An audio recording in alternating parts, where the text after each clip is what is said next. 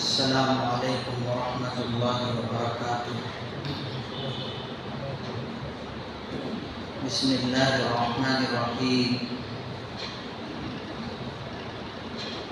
الحمد للہ نحمده ونستعینه ونستغفره ونؤمن به ونتوکل علیہ ونعوذ باللہ من شرور انفسنا ومن سیئات اعمالنا من يهده الله فلا مضل له ومن يضلله فلا هادي له ونشهد ان لا اله الا الله وحده لا شريك له ونشهد ان سيدنا وسندنا ونبينا ومولانا محمدا عبده ورسوله اما بعد فاعوذ بالله من الشيطان الرجيم بسم الله الرحمن الرحيم وأقيموا الصلاة وآتوا الزكاة واركعوا مع الراكعين وقال الله تبارك وتعالى في كلام آخر قد أفلح المؤمنون الذين هم في صلاتهم خاشعون والذين هم عن اللغو معرضون والذين هم للزكاة فاعلون صدق الله مولانا العظيم رب اشرح لي صدري ويسر لي أمري واحلل عقدة من لساني يفقهوا قولي اللهم صل على سيدنا مولانا محمد في أول كلامنا اللهم صل على سيدنا مولانا محمد في أوسط كلامنا اللهم صل على سيدنا مولانا محمد في آخر كلامنا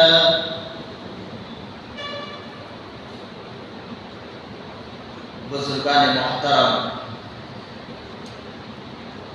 نوجوانان اسلام، ملت کے غیور نوجوانوں،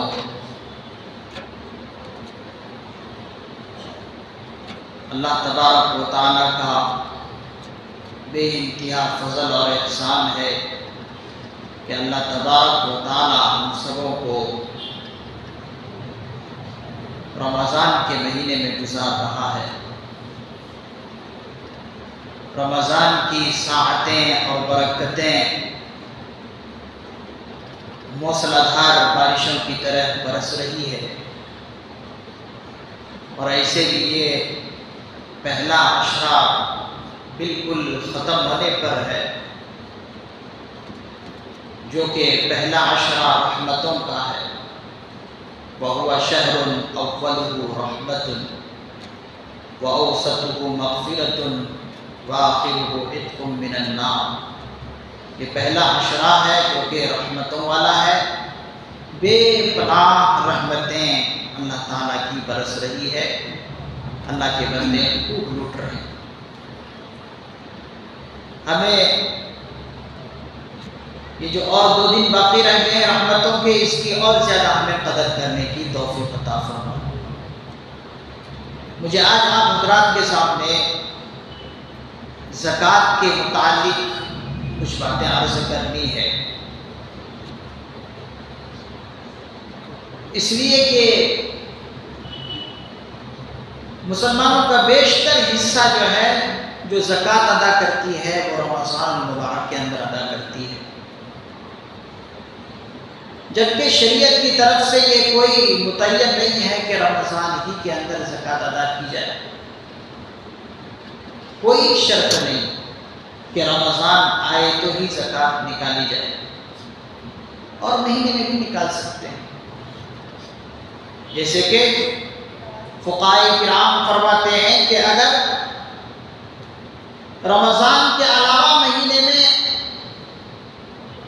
آپ پر سال گزر جا رہا ہے تو جو ہی سال گزرے گا فوراً آپ پر زکوٰۃ واجب ہو جائے گی۔ شرط یہ ہے کہ قمری مہینے ہوں، شمسی مہینوں کا اعتبار زکوٰۃ کے لیے نہیں ہے۔ شمسی بولے تو انگریزی مہینوں کا اعتبار نہیں ہے، اسلامی مہینوں کا اعتبار ہے قمری، جسے چاند کی تاریخ کہتے ہیں۔ چاند کی ایک تاریخ شروع ہوئی، اب جو ہے آنے لوٹتے لوٹتے پورا سال گزرتے گزرتے اسی تاریخ میں جو ہے، پہلے بھی آپ زکوٰۃ کے مالک تھے، یعنی نصاب کے مالک تھے، اب بھی جو ہے صاحب نصاب ہیں، اسی تاریخ میں تو آپ پر زکوٰۃ واجب ہو، چاہے وہ کوئی سا بھی مہینہ ہو رمضان کے اندر۔ لیکن اکثر بیشتر جو ہے آدمی رمضان المبارک میں زکوٰۃ نکالتا ہے، اسی لیے جو ہے حضرات علماء کرام کو بتانا پڑتا ہے کہ زکوٰۃ آپ کس طرح نکالیں گے اور زکوٰۃ کی اہمیت کیا ہے، فضیلت کیا ہے، بتانا پڑتا ہے، کیونکہ بہت سارے لوگ ایسے ہیں کہ زکوٰۃ کی اہمیت ہی کو نہیں سمجھتے، جبکہ حضرات علماء کرام فرماتے ہیں کہ اسلام کی بنیاد 5 چیزوں پر ہے۔ اسلام کی بنیاد 5 چیزوں پر ہے۔ بنی الاسلام علی 5 شہادت ان لا الہ الا اللہ وان محمدا عبدہ ورسولہ واقام الصلاۃ وایتاء الزکاۃ والحج وصوم رمضان۔ 5 چیزیں ہیں۔ پہلی چیز اسلام کی بنیاد توحید اور رسالت کا اقرار کرنا۔ کیا مطلب؟ اللہ ایک ہے، اللہ بے نیاز ہے، اللہ کے پیغمبر صلی اللہ علیہ وسلم اللہ کے رسول ہے، رسالت کا اقرار کرنا۔ تو توحید اور اسلام کا اقرار کرنا، اسی طریقے سے نماز، اسی طریقے سے روزہ، اسی طریقے سے زکوٰۃ اور اسی طریقے سے حج، یہ 5 بنیادی ستون ہیں اسلام کے۔ جس طریقے سے نماز فرض ہے، اسی طریقے سے زکوٰۃ فرض ہے۔ نماز انسان چھوڑ دے اللہ پکڑ کر لیں گے، زکوٰۃ نہ دے اللہ تعالیٰ پکڑ کر لیں گے۔ بالکل کوئی فرق نہیں ہے نماز اور زکوٰۃ میں۔ جس طریقے سے نماز فرض ہے، زکوٰۃ بھی انسان پر فرض ہے جو صاحب نصاب۔ اب اگر نماز نہ پڑھے تو پکڑ ہے اللہ کے یہاں، زکوٰۃ نہ دے تو اس پر بھی پکڑ ہے۔ اللہ تبارک و تعالیٰ کا ہم پر بے پناہ احسان ہے کہ اللہ تبارک و تعالیٰ نے ہمیں جو مال و دولت عطا کیے ہیں، دولت کے انبار ہمیں دیے ہیں، جبکہ ان تمام مال و دولت کا حقیقی مالک اللہ ہی ہے۔ جو کچھ اللہ نے ہمیں دیے ہیں، اس کا حقیقی مالک اللہ تبارک و تعالیٰ ہے، بس نیابتاً جو ہے اللہ تبارک و تعالیٰ نے ہمیں اس کا مالک بنایا، نہیں تو اصل مالک کون ہے؟ اللہ تبارک و تعالیٰ۔ نیابتاً اللہ تبارک و تعالیٰ نے ہمیں اس کا مالک بنایا ہے، لیکن جب مالک بنایا اللہ نے ایسا نہیں کیا کہ آپ کے پاس 50,000 ہے تو 50 کے 50,000 جو ہے میرے نام پر قربان کر دو، میرے لیے نکال دو، نہیں کیے اس طرح۔ جبکہ اصل مالک وہی ہے، تو اصل مالک کا ہی ہر چیز پر چلتا ہے۔ اگر وہ چاہتے بندوں سے کہتے کہ دیکھو پورا کا پورا نکال دو، تو یہ ان کا حق بچا نہیں رہے، بالکل ان کا کہنا حق تھا، اس لیے کہ وہ حقیقی مالک ہے۔ لیکن اللہ تبارک و تعالیٰ نے بندوں کی کمزوری کو دیکھ کر یہ نہیں کہا کہ اگر 50,000 کے مالک ہو تو 50 کے 50 جو ہے میرے بندوں میں تقسیم کر دو، مجھے دے دو، میری راہ میں خرچ کر دو، نہیں، بلکہ اللہ نے بندے کی کمزوری کو دیکھ کر کہا کہ دیکھو جتنا ہے اس کل مال کا 40واں حصہ نکالو۔ کل مال کا 40واں حصہ یعنی 2.5% نکالنے کا حکم ہے۔ اور وہ بھی اللہ تبارک و تعالیٰ کا اس امت محمدیہ صلی اللہ علیہ وسلم پر خاص انعام ہے کہ جو انسان کسی مال کو زکوٰۃ کے طور پر نکالتا وہ برباد نہیں ہوتا، غریب بھائی کے کام میں وہ مال آ جاتا ہے۔ لیکن پہلے زمانے میں کیا تھا؟ حضرت آدم علیہ السلام کی شریعت میں ایسا نہیں تھا۔ اگر انسان کچھ اللہ کے لیے نیاز دے تو وہ نیاز کسی بندوں کو نہیں دے سکتے تھے کہ کسی غریب کو لے جا کر دے دیا کہ لو یہ تم کھاؤ، بلکہ کیا طریقہ تھا؟ طریقہ یہ تھا حضرت آدم علیہ السلام کی شریعت میں کہ اگر کوئی کچھ نیاز اللہ کو دے تو وہ اس نیاز کو ایک پہاڑ کی چوٹی پر لے کر جائے یا کسی بلند مقام پر لے کر جائے اور وہاں پر رکھ دے۔ اگر اوپر سے کوئی آگ آتی اسے جلا کر راکھ کر دیتی تو سمجھا جاتا کہ یہ اللہ کو تمہاری نیاز پسند ہے، اللہ کو تمہاری یہ قربانی پسند ہے، یہ تمہارے قبول ہونے کی نشانی کی علامت تھی کہ اوپر سے آگ آتی اور اسے جلا کر راکھ کر دیتی تو سمجھا جاتا کہ یہ تمہاری قربانی قبول ہو گئی۔ تو وہاں پر کسی انسان کا اس میں فائدہ نہیں ہو رہا ہے، لیکن اللہ کا فضل یہ ہے اس امت محمدیہ صلی اللہ علیہ وسلم پر کہ آپ کے مال برباد نہیں ہو رہے ہیں، اپنی آنکھوں سے بھی آپ دیکھ رہے ہیں کہ میرے مال کا فائدہ دوسرے بھائی کو پہنچ رہا ہے جو غریب ہے۔ یہ اللہ کا احسان ہے۔ لیکن شریعت آدمیہ میں ایسا نہیں تھا، ان کا طریقہ بالکل الگ تھا۔ جیسے کہ قرآن کریم کے 6 پارے میں اس کا ذکر ہے، حضرت آدم علیہ السلام کے 2 بیٹوں حابیل اور قابیل کا واقعہ ذکر کیا گیا۔ اذ قربا قربان فتقبل من احدهما ولم يتقبل من الاخر۔ اس آیت مبارکہ میں اسی قربانی کا ذکر ہے کہ حضرت آدم علیہ السلام نے دیکھا کہ اپنے 2 بیٹوں میں اختلاف ہو گیا، لڑائی ہو گئی، اب جو ہے کسی طرح فیصلہ ماننے کے لیے تیار نہیں ہے بیٹے۔ تو حضرت آدم علیہ السلام نے کہا کہ دیکھو تم دونوں میں سے دونوں جو ہے اللہ کو نیاز دو، جن کا نیاز قبول ہو جائے وہ سمجھا جائے گا کہ اللہ کے ہاں وہ قبول ہے۔ تو دونوں کو کیا حکم ہوا؟ دونوں نے کیا کیا؟ حضرت حابیل جو ہے حضرت آدم علیہ السلام کے چھوٹے بیٹے ہیں قابیل سے، قابیل بڑے بیٹے ہیں، حابیل چھوٹے بیٹے ہیں۔ حابیل نے یہ کیا کہ بکریوں کا سب سے اچھا دمبا جو تھا اس کو لیا اور اللہ کی نیاز کے لیے چلے گئے۔ اور قابیل جو ہے کھیتی باڑی کرنے والا تھا، اس نے کھیتی باڑی جو کرنے والا تھا اس نے ردی چیزوں کو لے جا کر جو ہے کسی جگہ پر رکھا اور اچھی اچھی چیزیں چھپا کر رکھ لی۔ دونوں کی نیاز اللہ کے لیے رکھا گیا، اوپر سے آ گئی، حضرت حابیل علیہ السلام کی نیاز کو جلا کر راکھ کر دی اور قابیل کا جو نیاز تھا وہ ایسے کہ ایسے رہ گئی۔ اس کے بعد جو ہے قابیل کی حضرت حابیل سے دشمنی ہو گئی، جس کی وجہ سے قابیل نے حابیل کو قتل کیا۔ تو یہ پورا واقعہ قرآن کریم کے اندر ہے۔ تو وہاں پر جو نیاز دیا جاتا تھا، صدقہ خیرات دیا جاتا تھا، تو آنکھوں سے بھی دیکھا جاتا تھا کہ وہ برباد ہوگا۔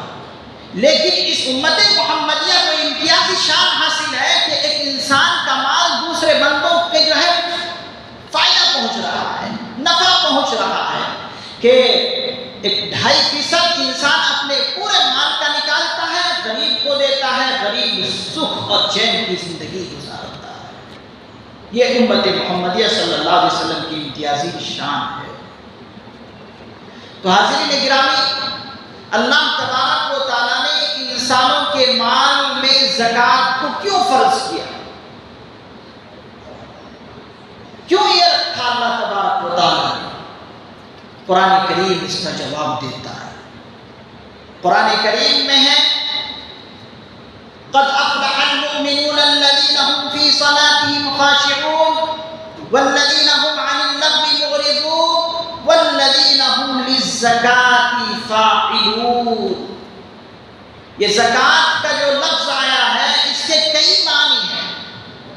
زکوٰۃ کا ایک مشہور معنی جو یہ ہے کہ انسان صاحب جو نصاب ہو وہ جو 2.5% نکالتا ہے، وہ ایک مشہور و معروف معنی ہے زکوٰۃ کا۔ اور دوسرا اس کا ایک معنی یہ ہے کہ انسان کے مال کو پاک اور صاف کرتا ہے۔ یہ زکوٰۃ جو نکالی جاتی ہے انسان کے مال کو پاک اور صاف کرنے والی یہ زکوٰۃ ہے، اسی لیے زکوٰۃ کو زکوٰۃ اسی لیے کہتے ہیں کہ انسان کے مال کو پاک اور صاف رکھتا ہے۔ اللہ کے نبی علیہ السلام نے فرمایا کہ اگر انسان زکوٰۃ دیتا رہے، زکوٰۃ صحیح طور پر نکالتا رہے، تو اللہ تبارک و تعالیٰ جو ہے اس کے مال کی حفاظت کی ذمہ داری لے لیتے ہیں۔ اس کے مال کی حفاظت کی ذمہ داری اللہ تبارک و تعالیٰ خود لے لیتے ہیں۔ حدیث پاک ہے ترمذی شریف میں، حسنوا اموالکم بالزکاۃ، کہ تم اپنے مالوں کو زکوٰۃ کے ذریعے سے حفاظت کرو۔ زکوٰۃ جب انسان نکالے گا تو اپنے مال کی وہ حفاظت کرے گا۔ اگر زکوٰۃ نہیں نکالتا ہے تو پھر اس کا مال صحیح طور پر محفوظ نہیں رہ سکتا۔ اگرچہ انسان گنتی کرتا ہے تو وہ مال بڑھتا ہے، اس لیے کہ آج کی دنیا گنتی کی دنیا ہے، مادے پرست کی دنیا ہے، تو گنتی کے اعتبار سے وہ مال اگرچہ انسان کا بڑھتا ہے، لیکن اللہ تبارک و تعالیٰ زکوٰۃ کے نہ نکالنے کی وجہ سے بعض مرتبہ ایسی خطرناک قسم کے حادثے میں شکار کر دیتا ہے، ایسی بلا اور مصیبت نازل کر دیتا ہے کہ وہ زکوٰۃ نہ نکالنے کی وجہ سے ڈبل جو ہے اس کا خرچہ نقصان ہو جاتا ہے۔ ہم اپنی آنکھوں سے بعض مرتبہ یہ چیزیں دیکھتے ہیں کہ بڑی بڑی فیکٹریوں کو آگ لگ گئی، زکوٰۃ نکالنے والا ایک زکوٰۃ جو نکالتا اس کی فیکٹری وہیں پر ہے، لیکن ساری فیکٹری کو آگ لگ گئی، اس کی فیکٹری بچ گئی۔ کیوں؟ پتا چلا کہ وہ انسان صحیح طور پر زکوٰۃ نکالتا تھا۔ تو بالکل یہ حدیث بالکل صاف طور پر یہ بات کلیئر کر دیتی ہے کہ زکوٰۃ نکالنے والوں کے مال کی اللہ تعالیٰ حفاظت کرتا ہے اور غیر سے اس کے مال کو بڑھاتا ہی ہے۔ ہمیں اس بات پر یقین رکھنا ہے، جیسے کہ آج ذہنوں میں یہ خیال آتا ہے کہ زکوٰۃ سے تو انسان کا مال گھٹتا ہوا نظر آتا ہے، بڑھتا کیسے ہے؟ جیسے کہ عام طور پر مسلمان اس سے بہت بوجھ سمجھتا ہے۔ بعض کم عقل انسان ایمان کا کمزور تو یہاں تک کہہ دیتا ہے کہ یہ زکوٰۃ جو ہے ٹیکس کی طرح ہے، نعوذ باللہ من ذالک، جبکہ ایسا نہیں ہے۔ زکوٰۃ سے انسان کا مال بڑھتا ہے اور بے شمار مصیبتیں بھی ٹل جاتی ہیں۔ یہ ہمیں یقین رکھنا ہے اور یہ یقین کرنا ہے، اس لیے کہ اللہ کے نبی علیہ السلام کی حدیث بھی ہے، بارکوا بالصدقۃ فإن البلاء لا يتخطاها۔ کیا فرمایا اللہ کے نبی علیہ السلام نے مشکاۃ شریف کے جو اندر یہ حدیث ہے، بارکوا بالصدقۃ فإن البلاء لا يتخطاها، انسان سے اللہ کے نبی علیہ السلام فرما رہے ہیں کہ دیکھو صدقہ اور خیرات دینے میں جھٹپٹ کرو، جلدی کرو، ٹال مٹول نہ کرو۔ کیوں؟ فإن الصدقہ، اس لیے کہ صدقہ بلاؤں کو آگے بڑھنے نہیں دیتی۔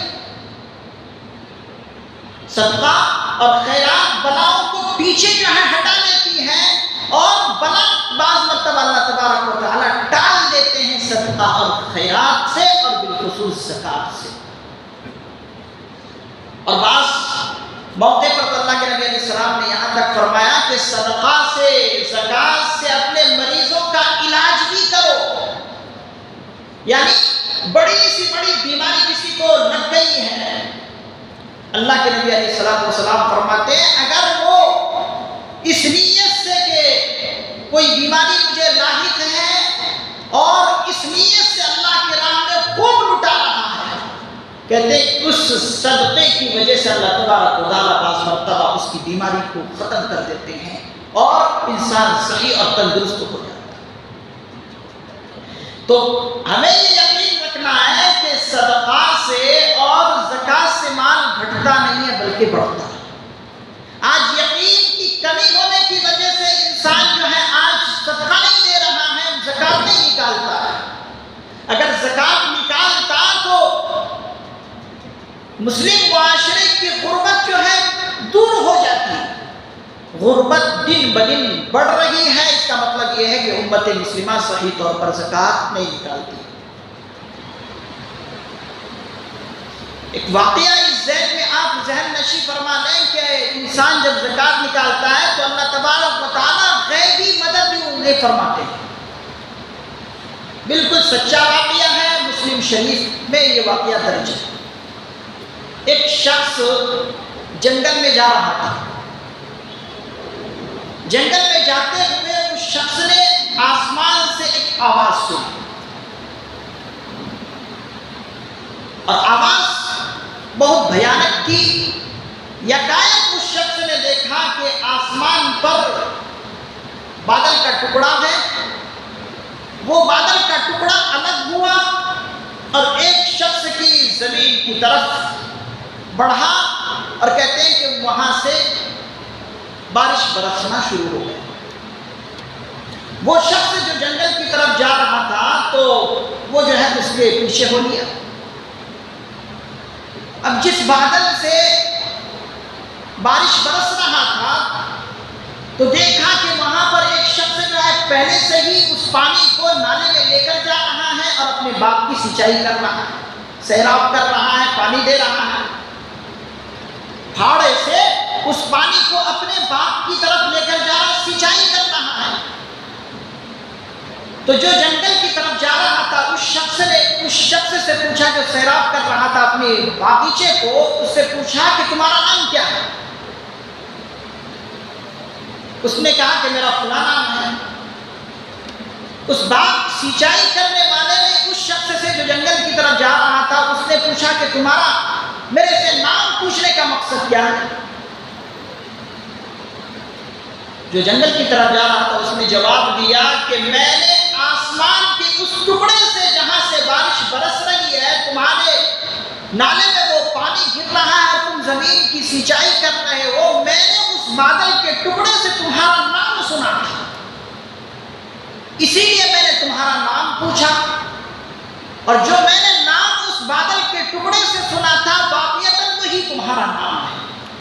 بتاؤ تمہارا کون سا ایسا عمل ہے کہ غیبی مدد تمہارے ساتھ ہے، اللہ کی مدد تمہارے ساتھ اتر رہی، میں نے اپنی آنکھوں سے دیکھا، کیا تمہارا عمل ہے؟ حاضرین گرامی دیکھیے اس شخص نے کیا جواب دیا۔ ہمیں جو ہے صدقات اور زکوٰۃ پر یقین اس طرح سے کرنا ہے۔ اس نے کیا جواب دیا؟ ہمیں اپنے دل کے اندر بٹھانا کہ یہ کوئی بوجھ نہیں ہے، کوئی تاوان نہیں ہے، کوئی ٹیکس نہیں ہے جو سمجھ رہے ہیں۔ اس نے کہا میرا عمل یہ ہے کہ یہ جو میرا باغیچہ ہے، اس باغی سے جو آمدنی مجھے مل رہی ہے، اس آمدنی کو میں 3 حصہ کرتا ہوں۔ اس آمدنی کو میں تقسیم کر کے 3 حصہ کرتا ہوں۔ 1/3 حصہ اس کو میں اپنے لیے، اپنے گھر والوں کے لیے رکھتا ہوں، اور 1 حصہ اللہ کی راہ میں خرچ کرتا ہوں، اور 1 حصہ اس باغیچے پر لگاتا ہوں۔ اس شخص نے کہا واقعتاً تمہارا یہ عمل اللہ کو بہت پسند ہے کہ اپنے مال کا 1 حصہ تم نے غریبوں کے لیے رکھا ہے، 1 حصہ تم نے مسکینوں کے لیے رکھا ہے، 1 حصہ تم نے فقیروں کے لیے رکھا ہے، 1 حصہ تم نے لاچاروں کے لیے رکھا ہے، 1 حصہ ان تنگ دست بندوں کے لیے رکھا ہے جن کا تمہارے مال میں حصہ رکھا ہے۔ اسی لیے اللہ کو تمہاری یہ عطا پسند ہے، اس لیے اللہ کی غیبی مدد تمہارے ساتھ اتر ہے۔ ہم میں سے کون ایسا ہے کہ ہم اپنے مال کو اس طرح سے تقسیم کرتے ہیں؟ جو آیا ہم اسے گنتے رہتے ہیں اور بڑھانے کے چکر میں ہے۔ یہ نہیں اسے معلوم کہ یہ تاریخ خدا آ گئی ہے، مجھ پر زکوٰۃ واجب ہے۔ اگر زکوٰۃ آپ نہیں نکالیں نماز کی طرف پکڑے جائیں گے۔ اگر آپ نے نماز چھوڑی ہے تو اللہ کی جس طرح پکڑ نماز پر ہوتی ہے، زکوٰۃ نکالنے پر جو آپ نے نکالی نہیں ہے اس پر بھی آپ کو اللہ اسی طرح پکڑے گی۔ اس لیے کہ بالکل دونوں کا ایک جگہ ذکر بھی ہے اور نماز اور زکوٰۃ میں کوئی فرق بھی نہیں ہے۔ تو حاضرین گرامی، ہم یہ سمجھیں کہ زکوٰۃ نکالنے سے مال گھٹتا نہیں بلکہ بڑھتا ہے، جیسے کہ اس واقعے سے بھی سمجھنا ہے۔ اور اللہ تبارک و تعالیٰ کی نصرتیں دنیا میں بھی اس شخص کے ساتھ ہیں اور آخرت میں بھی اس شخص کے ساتھ ہیں۔ جیسے کہ حدیث پاک میں آتا ہے کہ کل قیامت کے دن میدان محشر میں 7 بندوں پر اللہ تبارک و تعالیٰ کی شفقت اور محبتیں ہوگی اور عرش کا سایہ نصیب ہوگا۔ ان 7 شخصوں میں سے ایک وہ شخص بھی ہے جو اللہ کی راہ میں زکوٰۃ نکالتا تھا اور اتنے اخلاص کے ساتھ نکالتا تھا کہ ایک ہاتھ سے نکالتا دوسرے ہاتھ کو معلوم نہیں ہوتا، گویا کہ خفیہ طور پر اللہ کی رضا کے لیے نکالتا تھا۔ تو کل قیامت کے دن اللہ تبارک و تعالیٰ اس شخص کو بھی عرش کا سایہ نصیب فرمائے۔ اسی طریقے سے اس شخص کے لیے ایک اور چیز ہے کہ جب اللہ تبارک و تعالیٰ کل قیامت کے دن جنت میں ان کا داخلہ کریں گے تو ایسے لوگوں کے لیے جو اللہ کی رضا کے لیے، خوشنودی کے لیے اور بندوں کی مفلسی دور کرنے کے لیے زکوٰۃ نکالتا تھا، تو اللہ تبارک و تعالیٰ کل قیامت کے دن جنت میں ان کو جب داخلہ فرمائیں گے تو باب الصدقہ کے دروازے سے داخل، جو بالکل خاص لوگوں کے لیے وہ دروازہ ہوگا۔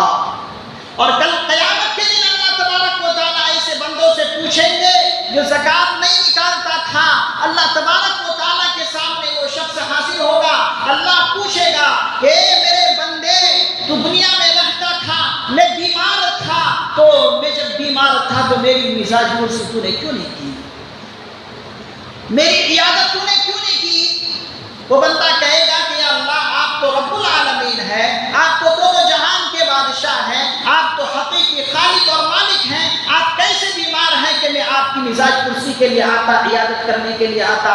اللہ تبارک و تعالیٰ اس بندے سے کہے گا کہ میرے بندے، اگر تو میرے اس بندے کی عیادت کرتا، بیمار کرسی کرتا، مزاج کرسی کرتا، جو بیمار تھا، اگر تو اس کے پاس جا کر اس کی عیادت کرتا، اس کو جو ہے اللہ کی باتوں کو یقین دلاتا، اللہ انہیں یاد دلاتا اور صبر دیتا، تو تو جو ہے مجھے اپنے پاس پاتا۔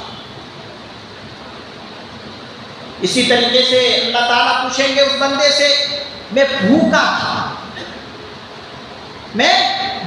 تھا، کھانے کے لیے کچھ نہیں تھا، تو نے مجھے کھانا کیوں نہیں دیا؟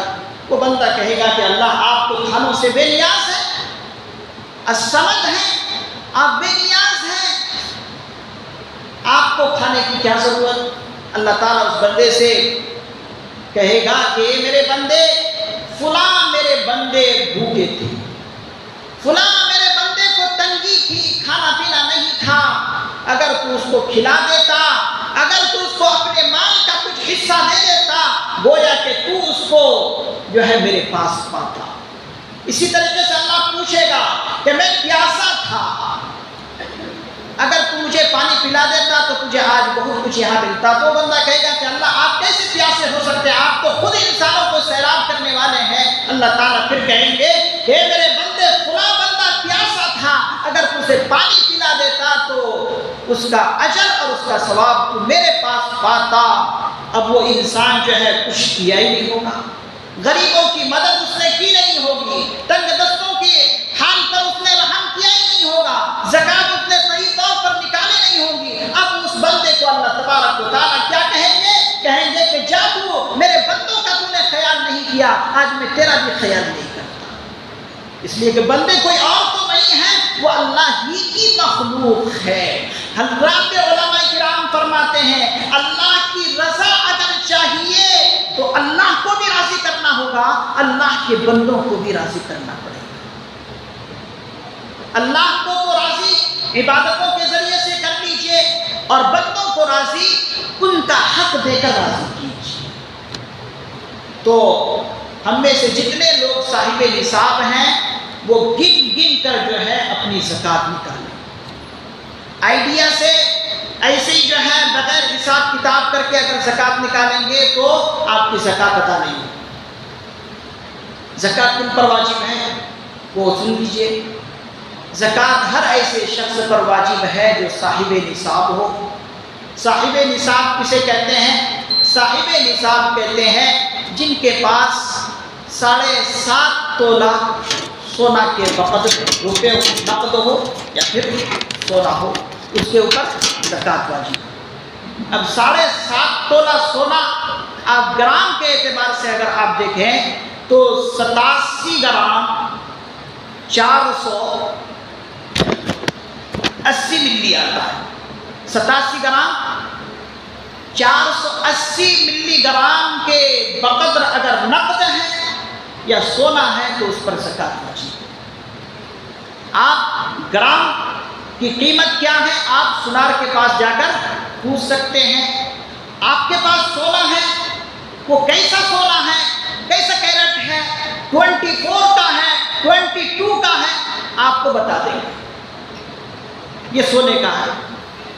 چاندی کے اعتبار سے نصاب حضرات فقہاء کرام فرماتے ہیں جس کے پاس 52.5 تولہ چاندی ہو وہ صاحب نصاب ہے۔ اب 52.5 تولہ چاندی اگر آپ گرام کے حساب سے دیکھیں گے تو فقہاء کرام فرماتے ہیں کہ 612 گرام 360 ملی گرام ہوتا ہے۔ 52.5 تولہ چاندی کتنا؟ 612 گرام 360 ملی گرام کے بقدر اگر چاندی ہے یا نقد ہے تو اس کے اوپر زکوٰۃ واجب ہے۔ اگر اعلیٰ کوالٹی پر جائیں گے سونے کے حساب میں تو فرماتے ہیں کہ 5,22,430 روپے آتا ہے 7.5 تولہ سونا کی قیمت۔ اور چاندی کے حساب سے جائیں گے تو حضرات فقہاء کرام فرماتے ہیں کہ 46,663 روپے آتا ہے۔ اور اس سے نیچے فرماتے ہیں کہ 33,000 30 پر 3,000 روپے 30 پر 3,330 روپے اگر کسی کے پاس ہے تو وہ صاحب نصاب ہے، اس پر زکوٰۃ واجب ہے۔ اب حضرات فقہاء کرام فرماتے ہیں کسی کے پاس تھوڑا سونا ہے، کسی کے پاس تھوڑی چاندی ہے، دونوں کو ملایا جائے اگر چاندی کے بقدر آ جاتا ہے نقد روپے تو اس پر زکوٰۃ واجب ہے۔ یہ جو میں نے بتایا کہ چاندی کتنا 612 گرام 360 ملی گرام ہے، اس کی قیمت جو اس وقت بازار میں ہے بعض جگہ 46,000 آ رہا ہے اور بعض جگہ 33,000 روپے آ رہا ہے۔ تو ہم میں سے اکثر لوگ جو ہے 33,000 46,000 روپے کے مالک ہیں، بلکہ اس سے اور بھی زیادہ روپوں کے مالک ہیں۔ تو اس اعتبار سے آج کے دور میں اکثر بیشتر انسان جو ہے صاحب مالک ہے، صاحب نصاب ہے، اس پر زکوٰۃ واجب ہے اس اعتبار سے۔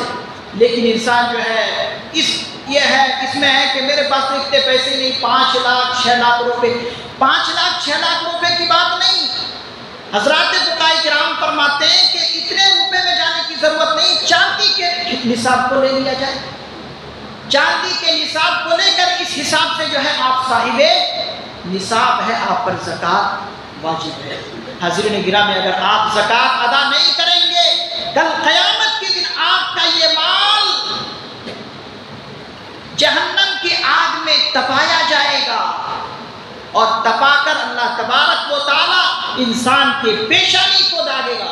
آپ نے دیکھا ہوگا جب سونار سونے کو گلاتا ہے تو انگارہ بن جاتا ہے، دیکھنے میں اتنا لال دکھتا ہے کہ اگر فوراً جسم پر لگے فوراً راکھ کر دے۔